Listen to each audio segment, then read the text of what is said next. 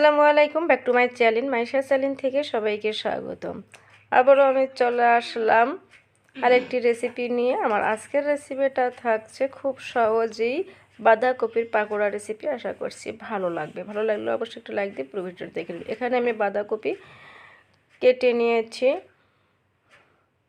চাইলে আপনার গেটার দিয়েও কেটে নিতে পারেন এবং বটি দিয়েও কেটে নিতে পারেন, নাইফ দিয়েও কেটে নিতে পারেন। এখানে আমি দিয়ে দিচ্ছি লবণ এবং বড় সাইজের দুটো পেঁয়াজ কুচি করে কেটে নিয়েছি।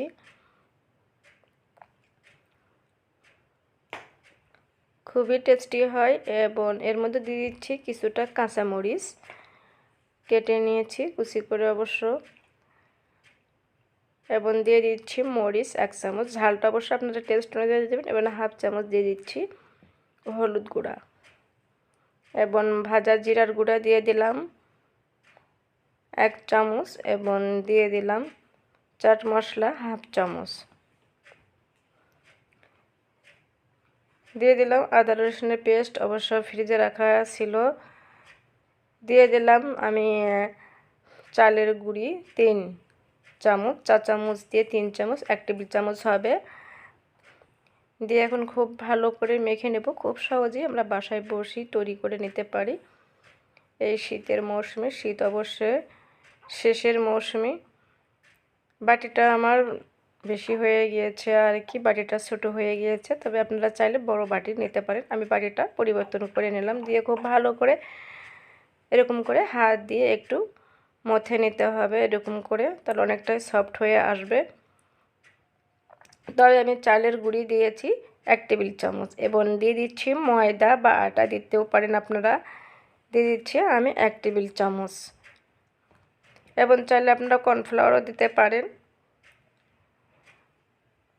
দিয়ে খুব ভালো করে মেখে নিতে হবে। এর মাঝে আপনারা ঝাল লবণটা একটু চেক করে নেবেন। তবে এর মাঝে আমার তৈরি হয়ে গেল। এখন আমি চলে যাচ্ছি পরের স্টেপে। তেলটা আমার একটু গরম হয়ে এসেছে। এখন আমি একে একে দিয়ে দিব পাকোড়াগুলো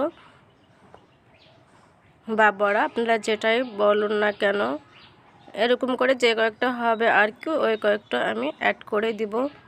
তবে খুবই ভালো লাগে এবং চালের গুঁড়ি দিয়ে বাঁধাকপির পাকোড়ার রেসিপি নতুনদের উদ্দেশ্যে বলতেছি, আপনারা যখন তখনই বাসায় বসে তৈরি করে নিতে পারবেন বাঁধাকপির পাকোড়ার রেসিপি। খুবই মজা লাগে।